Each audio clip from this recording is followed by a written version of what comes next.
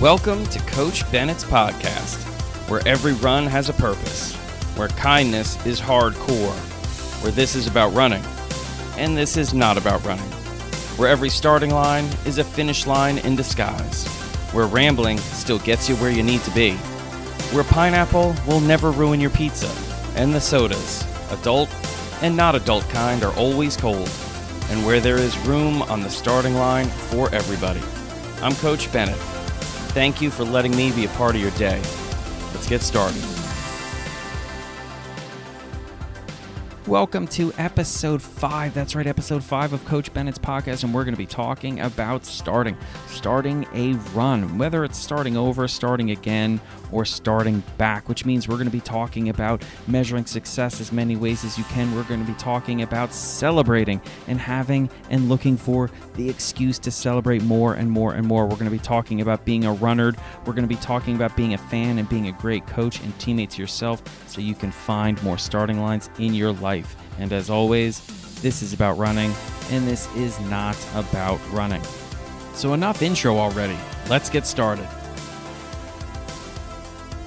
Welcome to episode 5 of Coach Bennett's podcast. That's right, episode 5. Can you believe that? I hope so, because this literally is episode 5. It's not even a question of faith. It just is. It's episode 5. Are you excited? I hope you're excited. I'm excited. And thank you for being here. Thank you for joining me on episode 5. If we're doing Roman numerals, it's V. V is for victory. V is for visitors. Does anyone remember the 80s show V? It was about aliens invading. I don't think I ever even watched a full episode because I feel like it was on late and or I wasn't allowed to watch it. I'm not really sure, but I wanted to watch it. Are you kidding me? A TV show about an alien invasion? Oh, man. I'll tell you what, 8 or 9 or 10 or 11-year-old Chris, I'm not sure when it actually came out. I should look it up. Really wanted to watch it, but I never got to watch it. So I also have never actually checked to see if it's streaming. And maybe it is. Maybe there's a reason why I've never looked. Maybe it's actually a terrible show. I'm not sure. Maybe you've seen V. Who cares? I don't even care anymore. This is episode 5. Welcome and thank you for being with me. We've got an awesome episode ahead of us. We have a massive mailbag. I'll tell you what, one of the things that has occurred between the trailer through episode 4 and then suddenly between episode 4 and 5, the difference is the mailbag. Like, all right, people, you have come through with mail and questions and stories. Got a t-shirt as well, which I'm going to rock pretty soon. So you'll see that on probably Instagram or something like that. I'm going to be rocking the shirt. We'll get into that a little bit later. But yeah, so a lot has been going on over 5 episodes. Now, granted, the trailer, episode 1, episode 2, they came out on the same day. But then we had episode 4, and now we've got episode 5. It's kind of bananas to think that so little time has passed, and yet so much has taken place. In fact, let's actually look ahead a little bit. This next week is going to be wild, too, because I'm going to be heading down to Eugene for the U.S. National Championships for track and field at Hayward Field. Now, this is also the national championship that's going to decide the U.S. team for the World Championships, which are in Hungary in August. So if you're a runner, that's right, a running nerd, it's going to be a lot of fun. If you are a runner, and you should be, this is your sport, you should be a geek, you should be a nerd about it, you should be a dork about your sport. It's going to make you enjoy your running even more if you become a nerd about the sport in general. Pay attention, because whether it's on Threads, yes, I said Threads. Who's the cool guy here? I am Threads, which is the new version of Twitter. I'm on there, by the way, at Coach Bennett.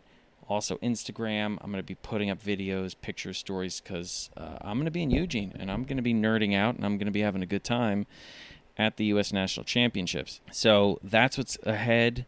And what's also ahead is this episode, which is going to be about starting. Now, I know that there was an episode called Starting Lines that was specifically about the podcast and the background on the podcast and how I started and what was holding me up. This episode is going to be called Start Me Up because, well, I'm a Stones fan. I'm a Rolling Stones fan, and Start Me Up is cool, and I love the song, and it just fits, and why not, right? I mean, if something's going to be too poetic, just allow it to be poetic. So the episode is called Start Me Up because I get questions all the time about starting, whether it's starting a training plan, because right about now is when people start training for fall marathons, half marathons in the fall. They want to start back up running because it's summertime. It's very similar to the start of the new year. The start of summer is very similar to the start of the new year. So I'm getting lots of people asking about, like, how do I start? How do I start again? How do I start over? So that's what we're going to talk about. We're going to talk about starting and starting lines. If you follow me anywhere, you know I love starting lines. I think too much focus is on the finish line and not enough is on the starting line. The starting line is where you need hope. The starting line is where you need courage. The starting line is where you need faith and self-belief. It's just a magical place. And the second you cross that starting line, you've begun a journey. You have started an adventure. It is a powerful line. So that's why we're going to talk about it.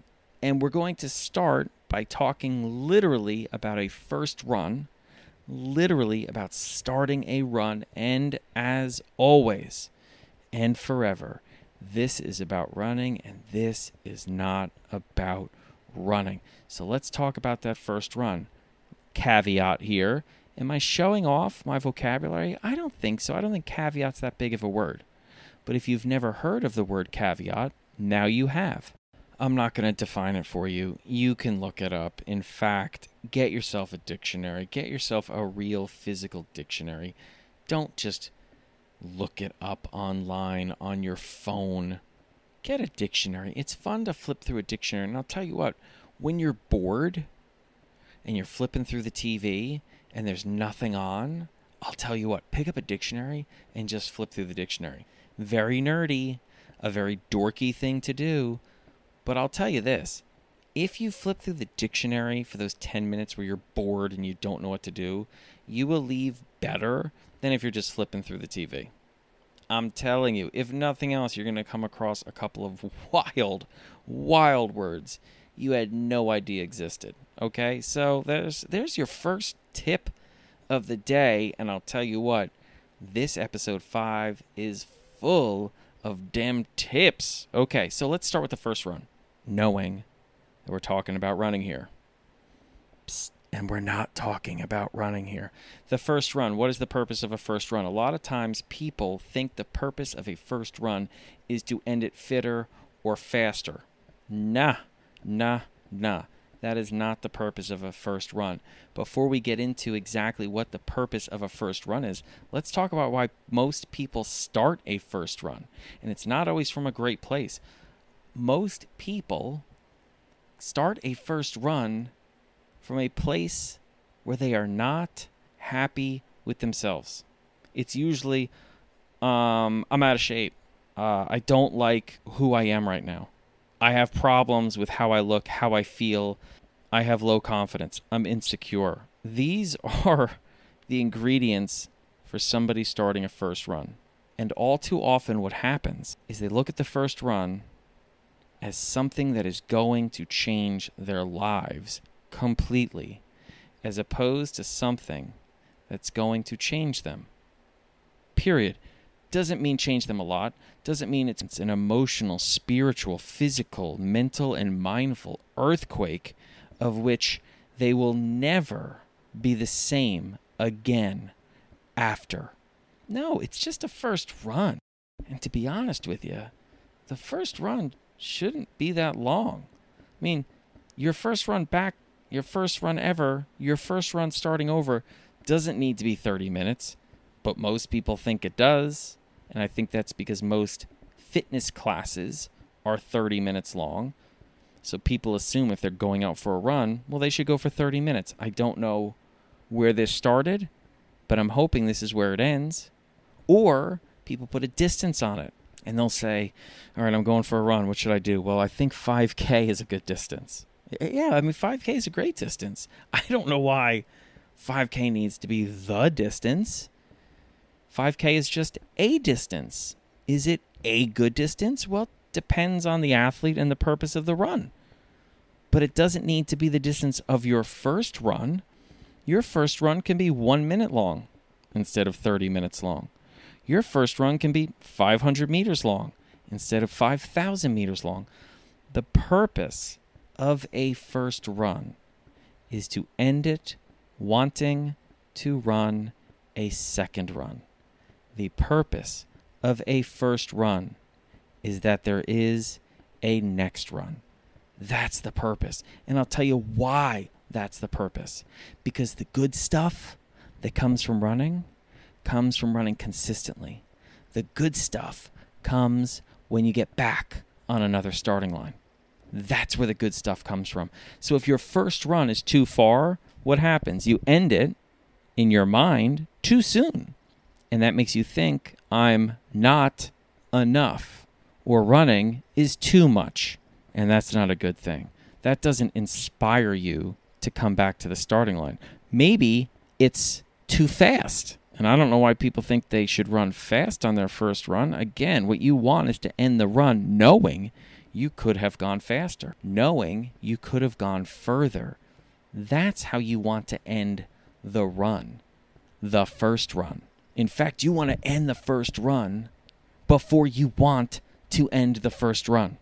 You want to end it saying like, no, I could go longer and it feels good and I want to go longer, but you know what? Not today. Because this is about way more than today. I'm going to celebrate today. I'm going to be proud of today. I'm going to be motivated and inspired by today. But today is not the only day. I need to set myself up for success today for tomorrow or 2 days hence. And you better believe I just said hence. Yes, what a great word. Hence. When you're looking up caveat, take a moment and look up hence. It's not an exciting definition. In fact, you don't have to look up hence. You know how to use hence, okay? And if you're using hence incorrectly, actually, I think that's great. Because if I heard somebody use hence incorrectly, I would debate whether or not I even want to correct them. Because it's kind of funny to hear that. So I'll tell you a little side story here. I used to say, for all intensive purposes, which is not correct. But I did that until I was maybe 20, 21. And I know how long I did it because I was dating Tammy, who's now my wife. And we were in college and we were working together in a running store. And I said, blah, blah, blah, blah, blah, blah, blah. Probably something boring and probably borderline incorrect. And I said, for all intensive purposes. And she said, whoa, whoa, whoa, whoa, whoa, whoa, what? And then I repeated what I thought she was talking about, which was my main, most likely incorrect point. She goes, no, did you just say intensive purposes? I said, yes. And she said, no, it's intense and purposes. Intense and purposes. And I was like, wait, what? What are you talking about? Isn't that what I said? She's like, no. And I knew that's not what I said, but yeah, I had spent a really long time saying that incorrectly. And am I embarrassed by that? A little bit. I'm also a little bitter at all the people who heard me and never corrected me. Unless they are also saying intensive purposes.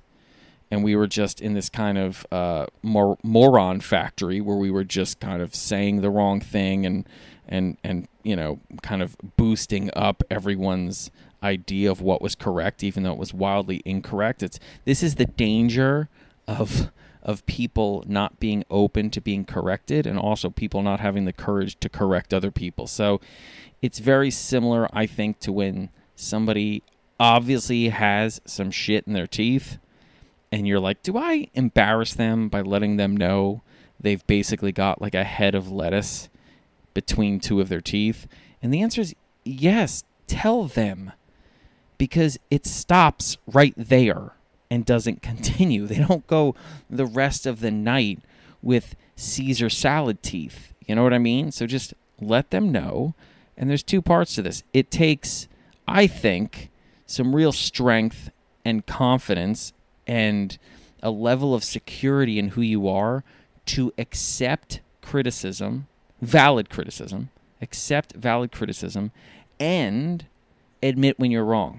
It's also a sign of friendship to tell someone when they're wrong. That's what you want. You want people in your life that will stand next to you or in front of you or behind you when you are in the right, and you want people to stand up to you when you're wrong, okay? And at a minimum, let you know that you've got a significant amount of lettuce between your teeth. Now, I went on a ramble. I've kind of lost track of what I was talking about, but I do know in the bigger picture, we're talking about the first run and what the purpose of a first run is. So I'm going to go into a few more purposes that go beyond wanting to end that first run, wanting to run again, which is important, knowing you could have gone further and you could have gone faster, because a first run should be easy. It should feel easy at all times physically. Mentally, mindfully, maybe it's a struggle because you're dealing with all sorts of things. But it should feel easy physically, which means you need the guts to run the right pace and not think you have to run hard because your gym teacher or PE teacher from 20 years ago said this is what running is. Running is punishment. Running is always hard. If somebody told you that, they're an idiot. Okay, so I absolve you from paying attention to them because they're morons. Running is not always supposed to be hard. Running is not always supposed to be painful. Running is not always supposed to be a struggle, okay? So, back off, run the brave way, which is the right way, which is easy for that first run. Okay, another thing that is absolutely essential to a first run and every other run after that is you want to measure success as many ways as you can. Now, if you go back to the beginning of this discussion about a first run, I said that most people think, I got to run 30 minutes, or I got to run 5K, or I got to run a certain pace for 5K or 30 minutes, or whatever the distance is that's made up and arbitrary and actually based on nothing at all. When you're measuring success by only those metrics, you're limiting the amount of success you have. And on top of that, most people are basing it on distances, durations, and paces that are stupid, based on nothing, and really have nothing to do with the success of a first run and really the success of what your journey is going to be. Because if the first run is finished and you're excited about it, you're pumped about it, you feel good about it, and you're looking forward to that next run, then you are already in a great position to continue on this running journey. If you end the run distraught, disappointed, dismayed, you're probably not going to look forward to that next run.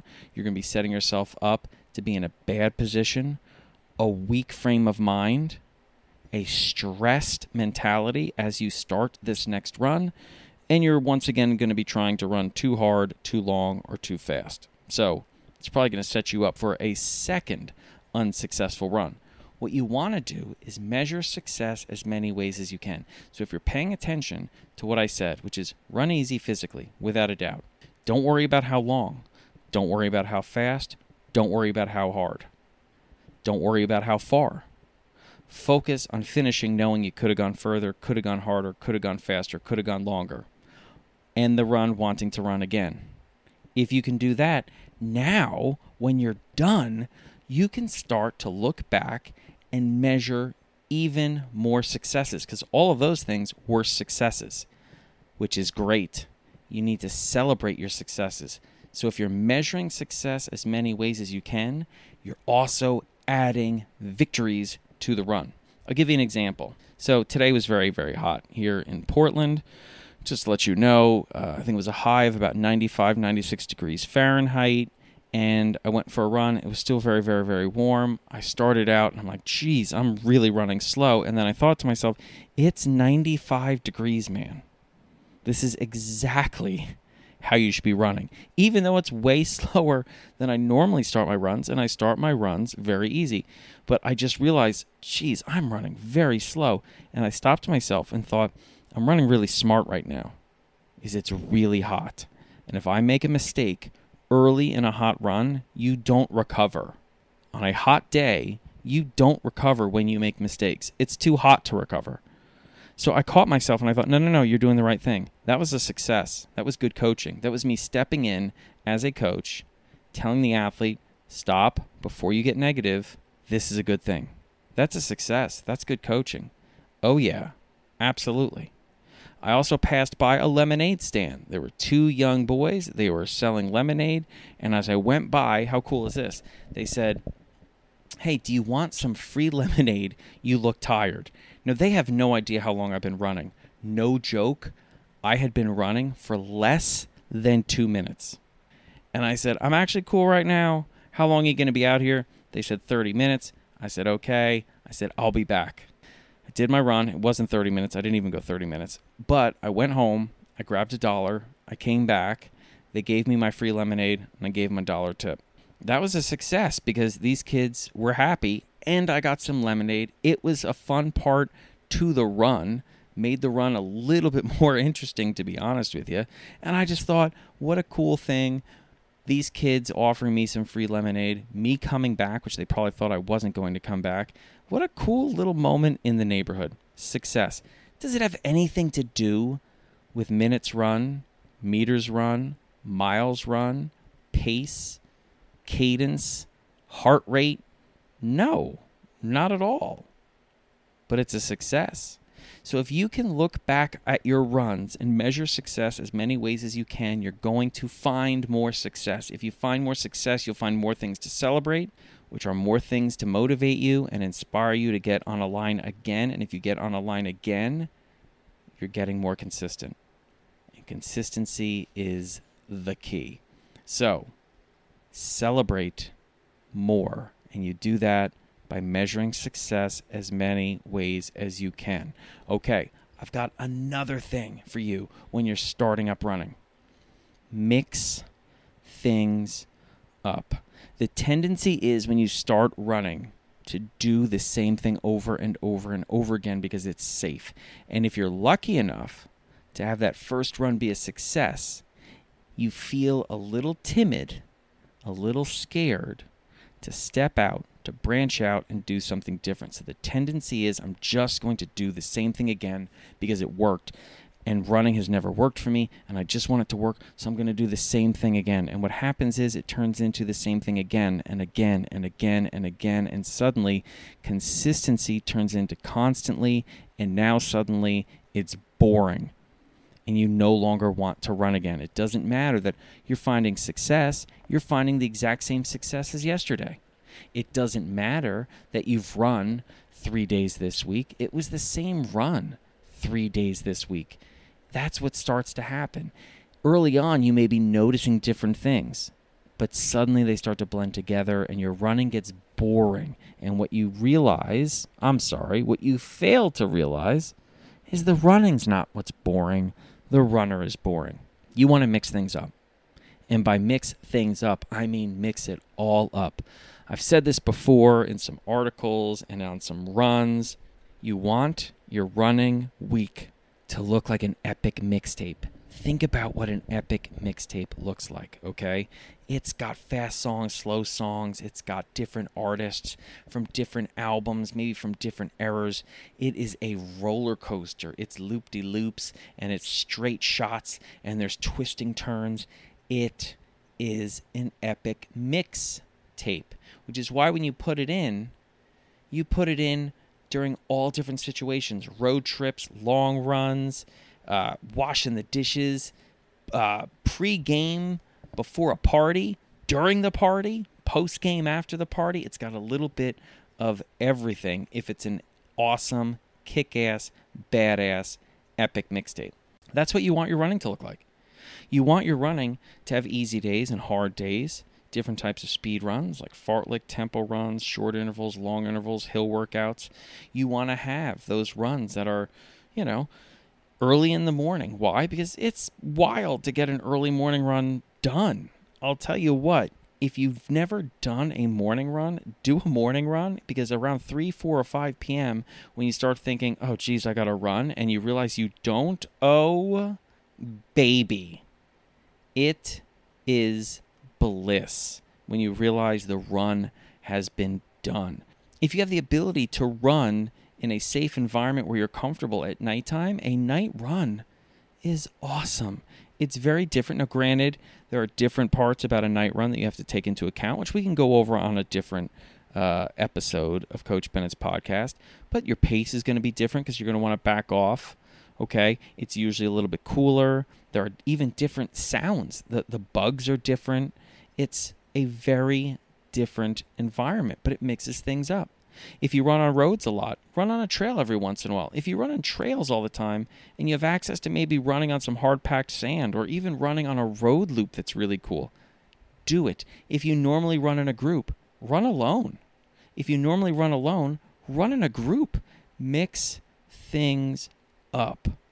The purpose of the run, the time of day, even the direction of the loop, the terrain, all of these things you can play with that will diversify your running and make it more interesting. It'll also make you a better runner. Because when you're running on different terrains, when you're running for a different purpose, when you're running different types of workouts, when you're running different paces with different efforts, you're challenging yourself in different ways. And that strengthens you entirely. So when you're running hard, when you're running easy, when you're running long, when you're running short, when you're running fast, when you're running slower, when you're running hills and you're running pancakes, when you're running trails and you're running roads, it's challenging you in different ways and it's making you better entirely as a wholly looked at runner. WHOLLY, runner. That's why you want to mix things up. If you can start your running journey by diversifying your run, by mixing up the way that you're running and the runs that you're doing, you're going to keep your running from going stale, and you're going to keep the runner fresh. So don't be afraid to mix things up early. You don't have to wait 6 months to do a speed workout. You don't have to wait a year to do a long run. By the way, your longest run of the week technically is your long run. Okay? So if you run once this week, it's your easy run, it's your hard run, and it's your long run. All right? So mix things up. All right, I got 2 more because we got a whole bunch of questions we got to do because, like I told you, the mailbag is bananas this week. Okay, be a student of the sport. Ask questions. Learn. Pay attention. You can read books. You can read magazines. You can listen to podcasts. You can watch the sport on TV. You can watch the sport on your phone or on your computer. You can be streaming meets from yesterday or live today or from 20 years ago, 30 years ago, 40 years ago. Be a student of the sport. It is your sport. Ask questions. And believe me, everyone has something worth listening to. And some of you may be thinking, I don't know, not everybody. No, they do. Sometimes the best advice to hear is the wrong advice because it highlights the correct advice. There's a reason why I made 2 runs in the app specifically called Best Advice Ever Run and Worst Advice Ever Run. It's really terrific to hear great advice. But it also can help you when you hear the worst advice, as long as you know it's terrible advice. And you will have a better chance of being able to differentiate between great advice and crap advice if you're a student of the sport. And hearing people give you bad advice and knowing it's bad advice is powerful because it reaffirms that you're getting smarter, more knowledgeable, wiser about the sport. If you can do all of that, then not only is that going to help you as you're starting out in this sport, it's going to help you consistently throughout your journey in this sport. You don't have to wait to get a certain amount of meters or miles or minutes or a certain personal best or, wait until you've raced a 10K or a half marathon or a marathon before you can become a student of the sport. Just like you don't have to do any of those things to become a runner. As long as you go for a run, you're a runner.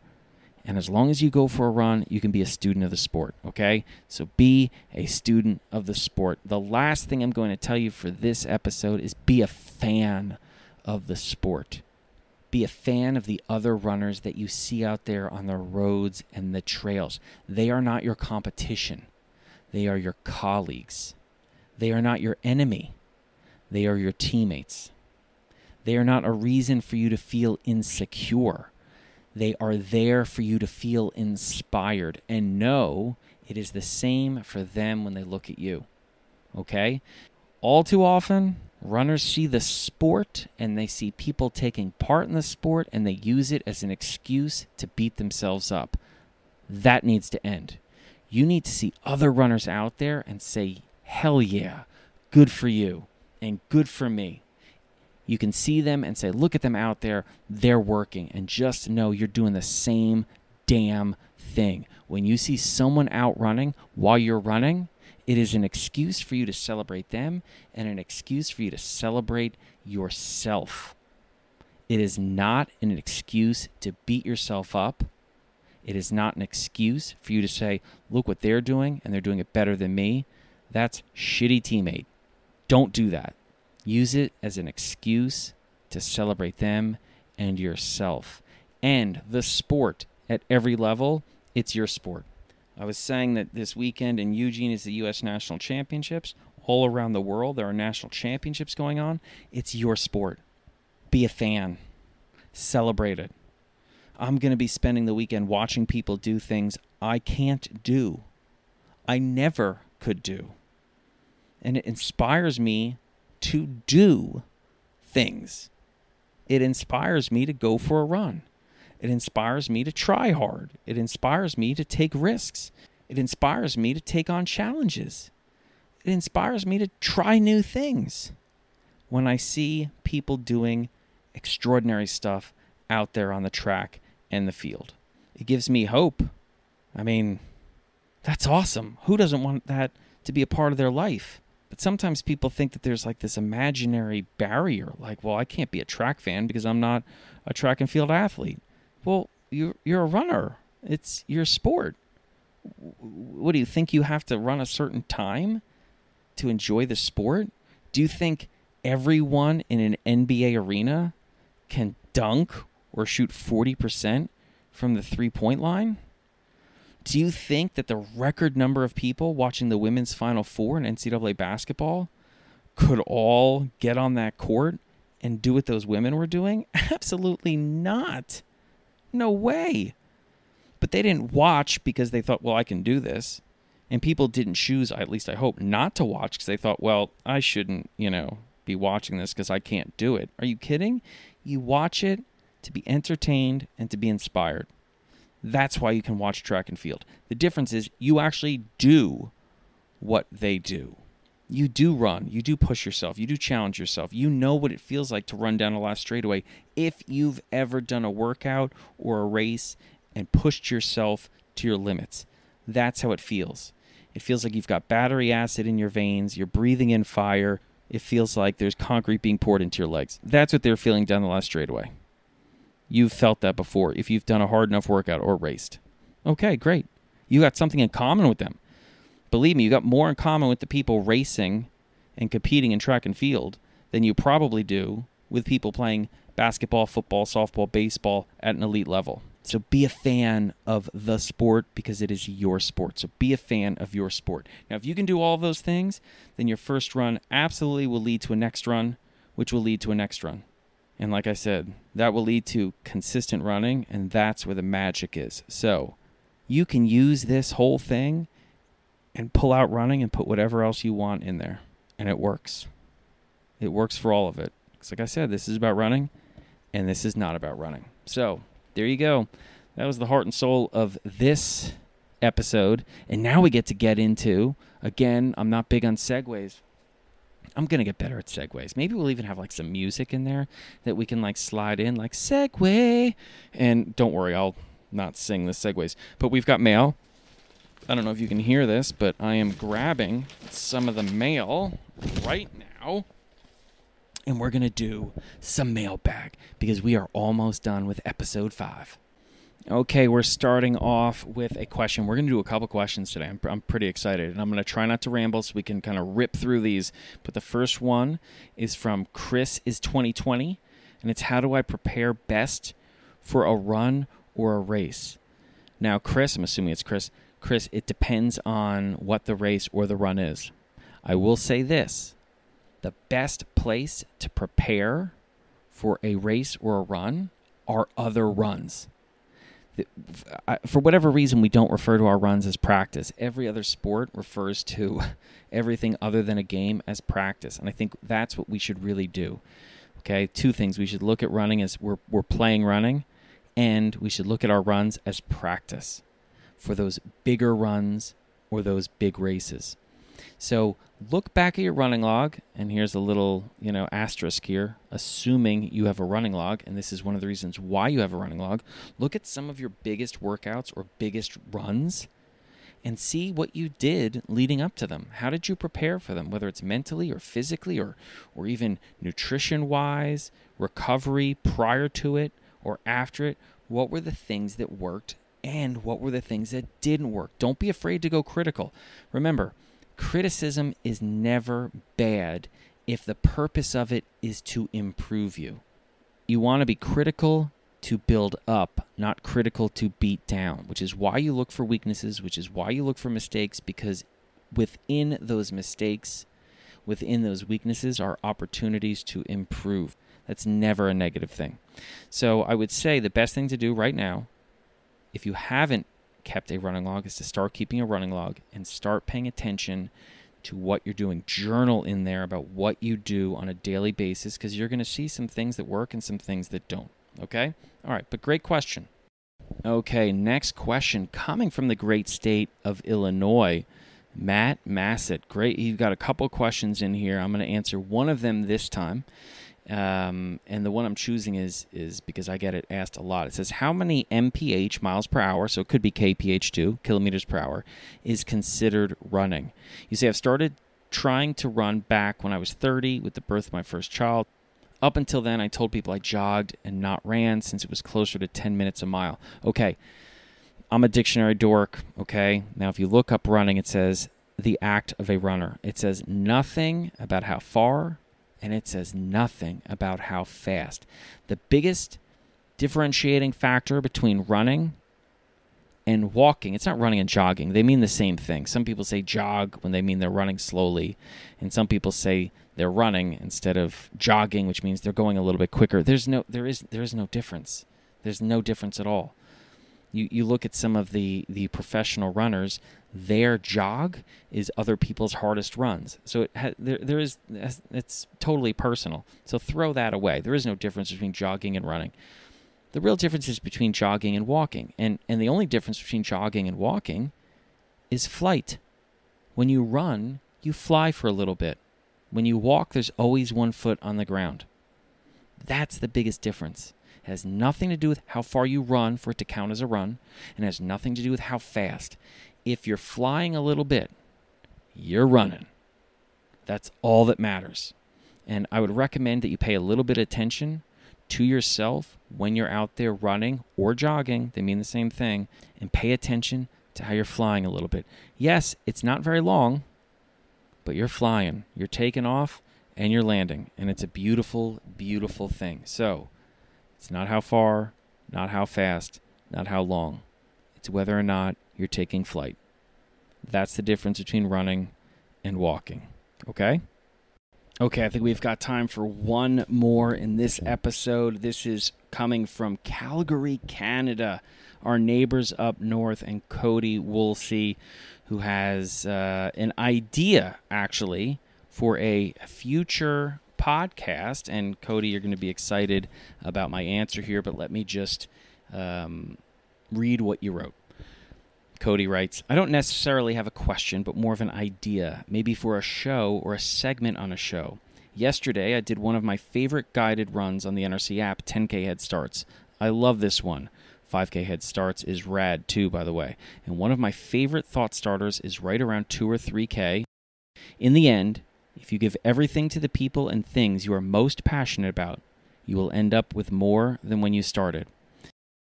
Okay, and then he writes, my thought for the show, more specifically, is breaking the quote down. What things can we do to stay on track and focused on those most important people and things to make sure we are moving somewhere better down the road and in our lives? Well, let me tell you this, Cody. Yes, we are actually going to have episodes of Coach Bennett's podcast where I am breaking down some of the more popular quotes that I've said that I know have resonated with all of you. We'll give background on them. I'm going to talk about them, where they came from, why I said them, and dive deeper. So, yes, Cody, yes, we will do it. So, thank you to everyone that has sent in to the mailbag. There's a whole bunch of letters I didn't get through. I realize that I'm coming up on time here. I have these kind of thoughts when I go in, like, we'll do this, it'll be like 30 minutes long, and we're already probably going to be somewhere around 45 minutes for this one. And I apologize for nothing, because I think this is a badass episode, so I hope you do too. But that is, in fact, the episode. I'm going to be spending the next couple days in Eugene. I hope some of you can join me virtually, or maybe if you're in Eugene at Hayward Field for Nationals, hunt me down and say hello. I would love to do a high five and a photo and be able to tell you personally, thank you for letting me be a part of your running journey.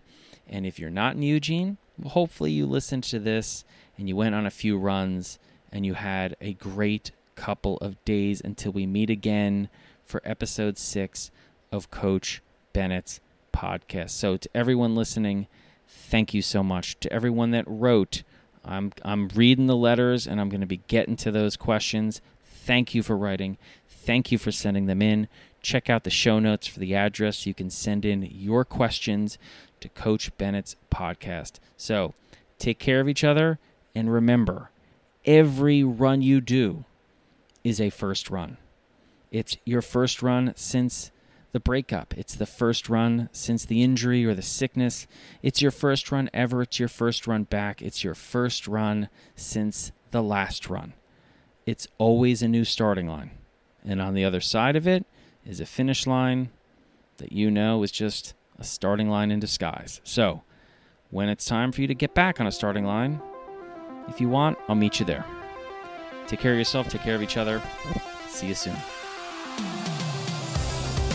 Thank you for listening to Coach Bennett's podcast. And if you feel like you just got to get yourself some more Coach Bennett, you can find me on Instagram at Coach Bennett. Or you can subscribe to Coach Bennett's newsletter on Substack, or check me out on Cameo, TikTok, or Mastodon, all as at Coach Bennett. So, until next time, cheers to you.